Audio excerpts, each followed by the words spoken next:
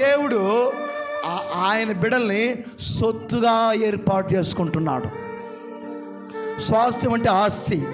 తనకు స్వాస్థ్యముగా ఏర్పరచుకును ఆయన తనకు స్వాస్థ్యముగా ఏర్పరచుకుని జనులు భాగ్యవంతులు. హల్లెలూయా. మనల్ని ఆయన సొత్తుగా ఏర్పరచుకున్నాడు. చూసారా, మొదటి మాట ఆయన దేవుడిగా ఎంచుకున్న జనులు భాగ్యవంతులు కదా. రెండోది, ఆయన ఎవరైతే దేవుడికి ఎన్నుకున్నారో ఆయన తన దేవుడికి ఎన్నుకున్న ప్రజలు ఆయనకు సొత్తు అన్నమాట. ఆయనకి సొత్తు. ఆ సొత్తుగా ఆయన మనల్ని ఏర్పాటు చేసుకున్నాడు. హల్లెలూయా. అందుకే ఆ సొత్తు తప్పిపోతుంటే, ఆ సొత్తు దారి తప్పిపోతుంటే, ఆ సొత్తు లోకంలో పడిపోతుంటే చూస్తూ ఊరుకోండిలా. ఆ సొత్తుని మరలా తన చేతికి తీసుకోవడానికి తన ప్రాణం అర్పించిన దేవుడు నా యేసయ్య.